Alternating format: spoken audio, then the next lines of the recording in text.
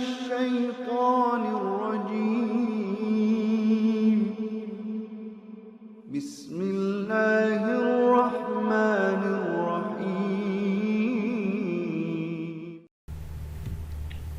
Assalamualaikum warahmatullahi wabarakatuh. Bagaimana kabar kalian hari ini anak-anak? Semoga anak-anak selalu dalam keadaan sehat walafiat. Amin. Anak-anak, mari pertemuan hari ini kita awali dengan membaca doa bersama-sama. Bismillahirrahmanirrahim. Raditu billahi rabba wa bil islami dina wa bi Muhammadin nabiyyan wa rasula. Rabbi zidni ilma warzuqni fahma. Amin. Pada hari ini kita akan belajar tentang tata cara sholat sunnah berjamaah dan munfarid. Sebagai tujuan pembelajaran, setelah mengikuti pembelajaran, peserta didik diharapkan dapat 1. Menjelaskan pengertian sholat sunnah berjamaah dan munfarid dengan benar. 2. Menjelaskan macam-macam sholat sunnah berjamaah dan munfarid dengan benar. 3. Membiasakan diri melaksanakan sholat sunnah berjamaah dan munfarid dalam kehidupan sehari-hari, baik di lingkungan rumah, sekolah, maupun masyarakat. 4. Menjelaskan hikmah melaksanakan sholat sunnah dengan benar. Kita lanjutkan untuk peta konsep. Sholat sunnah ini meliputi sholat sunnah berjamaah, sholat sunnah munfarid, sholat sunnah berjamaah atau munfarid, dan macam-macam ketentuannya serta tata cara dan prakteknya. Nah, sholat sunnah ini perlu dilaksanakan dan dibiasakan sehingga akan terbentuk dan kita akan memiliki sikap mulia.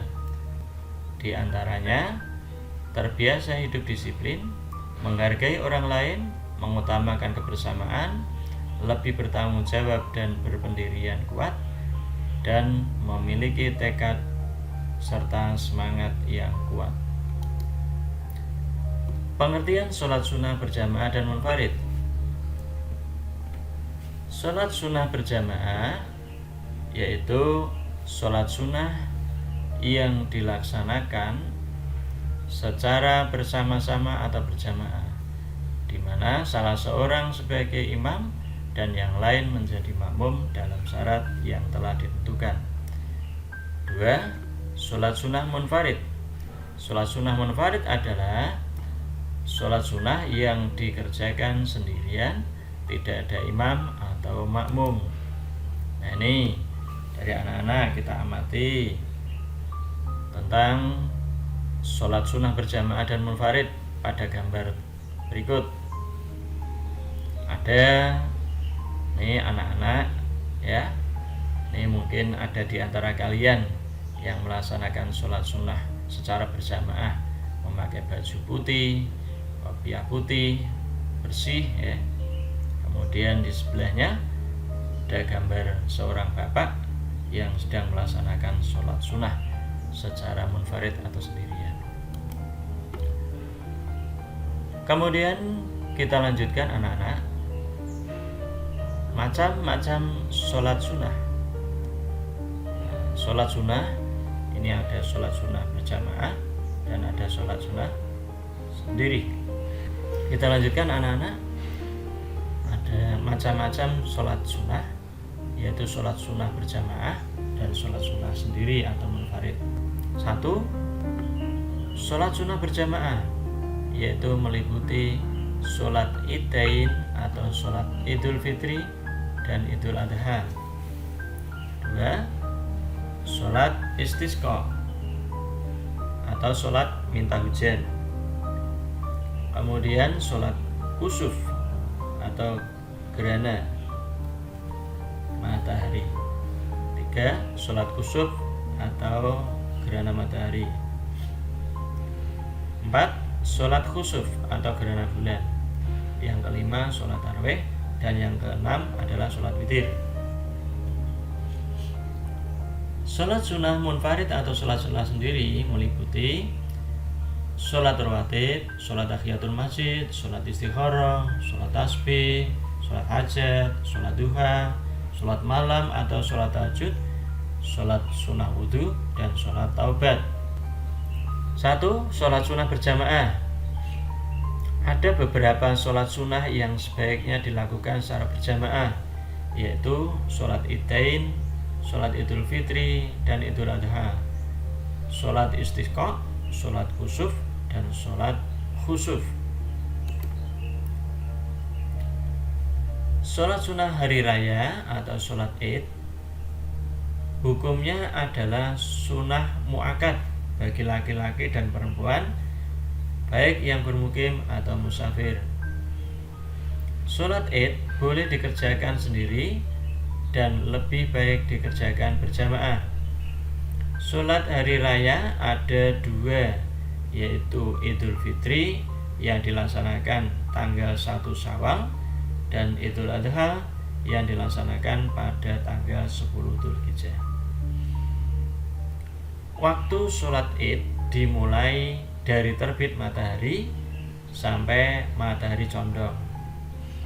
Kita amati gambar di samping ini sedang dilaksanakan sholat id yang berada di lapangan atau di tempat terbuka.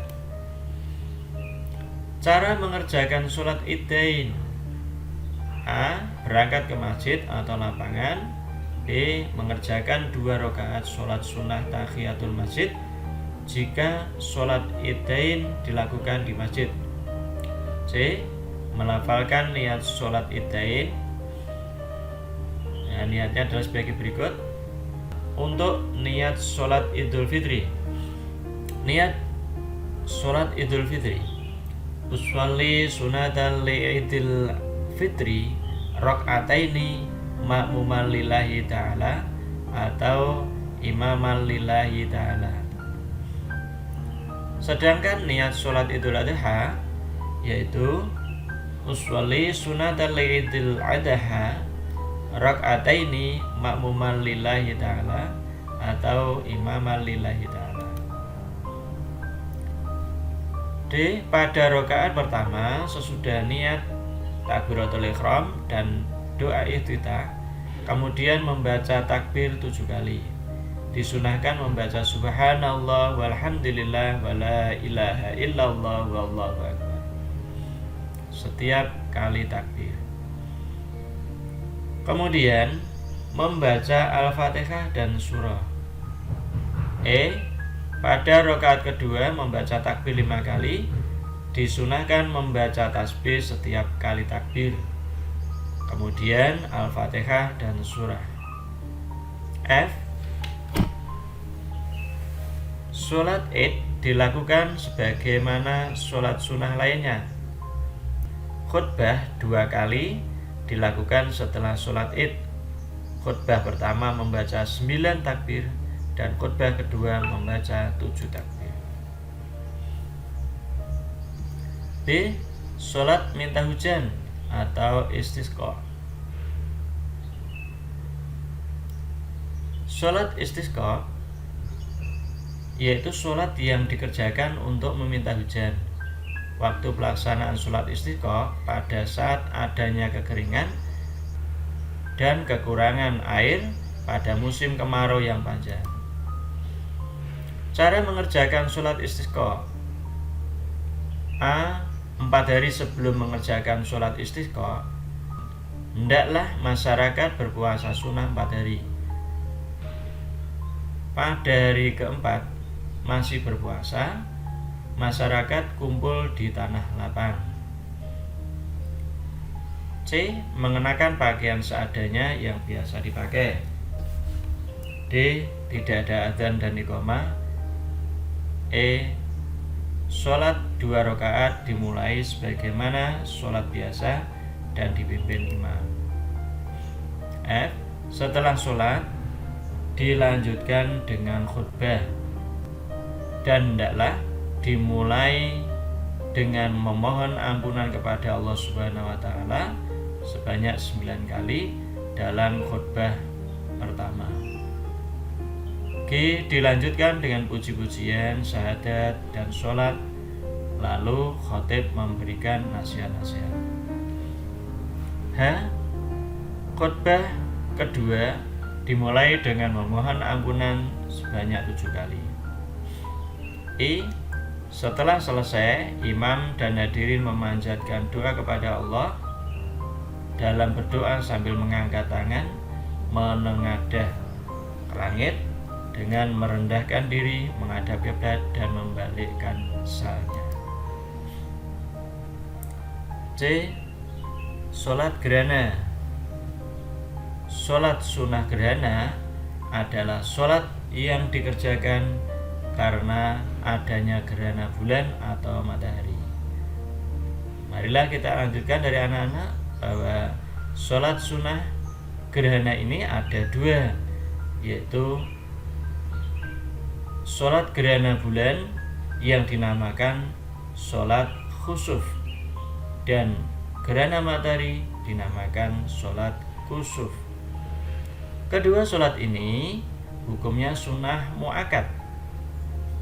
Waktu melaksanakan sholat gerhana matahari yaitu mulai timbul gerhana sampai matahari kembali seperti biasa atau sampai terbenam.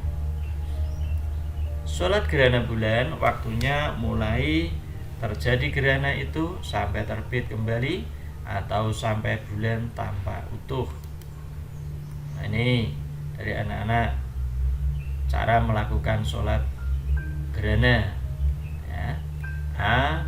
Sholat 2 rakaat dilakukan tidak seperti sholat sunnah biasa. B. Pada rakaat pertama setelah takbiratul ihram membaca surah yang panjang, kemudian ruku' dan i'tidal. Setelah i'tidal tidak langsung sujud, melainkan membaca surah Al-Fatihah dan surah yang lebih pendek. Kemudian ruku', i'tidal yang kedua, lalu sujud sebagaimana biasa. Kita lanjutkan cara melakukan sholat gerhana. Pada rakaat kedua sama halnya dengan rakaat pertama. Kemudian yang D. Pada sholat gerhana bulan bacaan imam dinyaringkan atau dijaharkan. Dalam gerhana matahari suara imam tidak nyaring. Kemudian lafal niat sholat gerhana matahari atau sholat kusuf, yaitu uswali sunata li khusufi syamsi rak'ataini lillahi ta'ala. Sedangkan lafal niat sholat gerhana bulan atau sholat khusuf yaitu uswali sunata li khusufil qamari rak'ataini lillahi ta'ala. D. Sholat tarawih. Sholat tarawih adalah sholat yang dikerjakan pada waktu malam di bulan Ramadan. Hukum sholat tarawih sunnah muakkad. Sholat tarawih boleh dilakukan sendiri atau berjamaah. Waktunya sholat tarawih setelah sholat isya sampai terbit fajar. Cara melaksanakan sholat tarawih. A. Niat mengerjakan sholat tarawih. Adapun niatnya adalah uswali sunata tarawihi rakaataini ma'muma lillahi ta'ala atau imama lillahi ta'ala. Cara mengerjakan sholat tarawih sama dengan sholat sunnah yang lain pada umumnya. Kemudian anak-anak kita lanjutkan. Yang E adalah sholat witir. Sholat witir hukumnya sunnah muakkad. Sunnah muakkad adalah pekerjaan ibadah yang sunnah yang sangat diutamakan karena sunnah muakkadnya adalah sholat yang sering dilakukan oleh Rasul. Waktunya sesudah sholat isya sampai fajar. Biasanya pada bulan Ramadan, sholat witir dirangkai dengan sholat tarawih. Bilangan rakaat boleh 1, boleh 3, 5, 7, sampai 11 rakaat. Tata cara pelaksanaan sholat witir sebagai berikut. 1. Waktunya pada malam hari setelah sholat isya, pada bulan Ramadan setelah sholat tarawih. 2. Dilaksanakan secara berjamaah atau sendirian. 3. Jumlah rakaatnya ganjil. 4. Dalam pelaksanaannya ada 2 macam niat, yaitu niat untuk sholat 2 rakaat dan ditutup dengan niat untuk sholat 1 rakaat. 5. Berniat sholat witir 2 rakaat atau 1 rakaat. Niat sholat witir yang 2 rakaat. Usolli sunatal witri rakaataini ma'muman lillahi ta'ala atau imaman lillahi ta'ala, yang artinya saya berniat mengerjakan sholat witir 1 rakaat sebagai makmum atau sebagai imam karena Allah.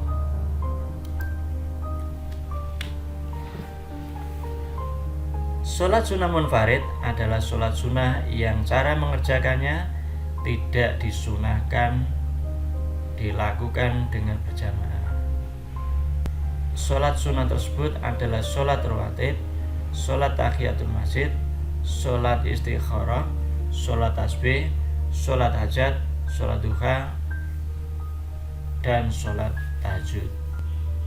A. Sholat rawatib. Sholat rawatib adalah sholat sunnah yang dilakukan sebelum dan sesudah sholat fardu. Sholat rawatib ada 2, muakkad dan ghairu muakkad. Sholat rawatib muakkad yaitu sholat yang sangat dianjurkan karena Rasulullah selalu mengerjakan. Sholat rawatib ghairu muakkad yaitu sholat sunnah yang dianjurkan namun Rasulullah tidak selalu mengerjakannya. Cara mengerjakan sholat rawatib sama dengan sholat seperti biasa, yang membedakan hanya niatnya.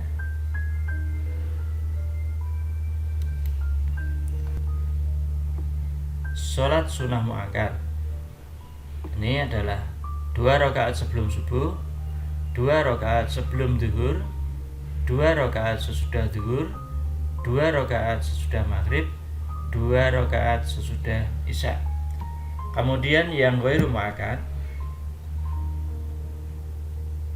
2 rakaat sebelum zuhur, 2 rakaat sesudah zuhur, 4 rakaat sebelum asar, 2 rakaat sebelum maghrib, 2 rakaat sebelum isya. Contoh niat sholat sunnah rawatib. Sholat sunnah sebelum subuh. Nih niatnya. Uswali qobliyatas subahi rak'ataini sunata lillahi ta'ala. B. Sholat sunnah sebelum zuhur.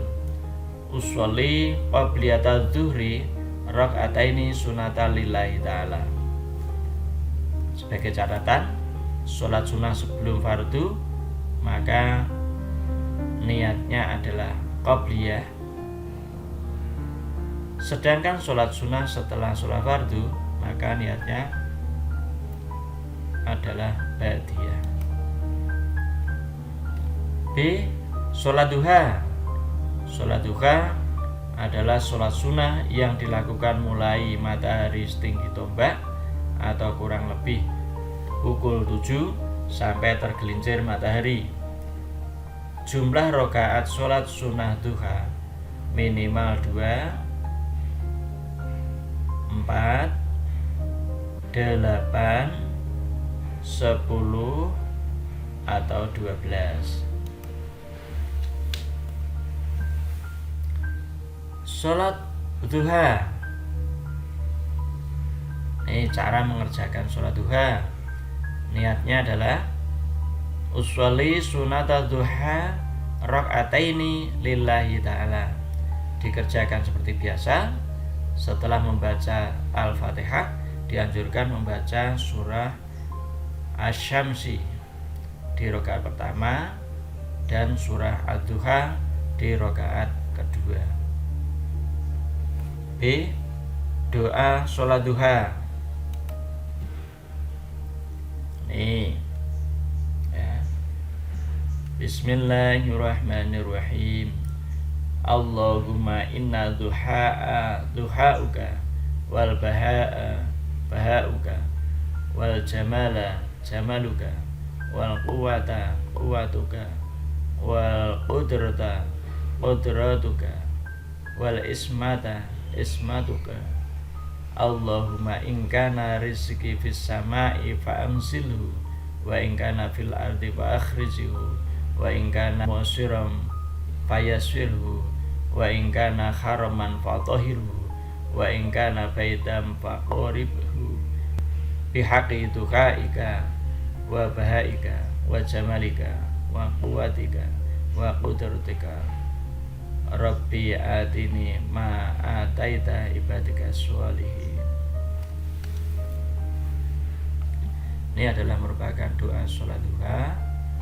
Nah, kemudian kita lanjutkan yang C atau ketiga adalah sholat tahajud.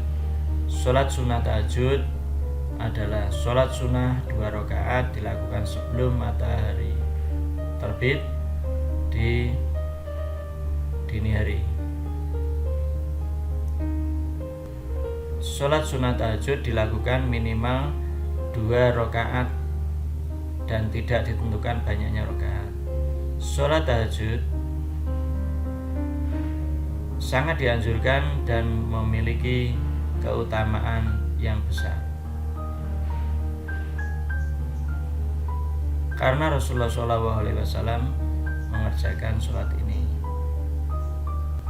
Niat sholat sunnah tahajud yaitu uswali sunatat tahajudi rakaataini lillahi ta'ala. Artinya saya niat sholat sunnah tahajud 2 rakaat karena Allah Ta'ala ya.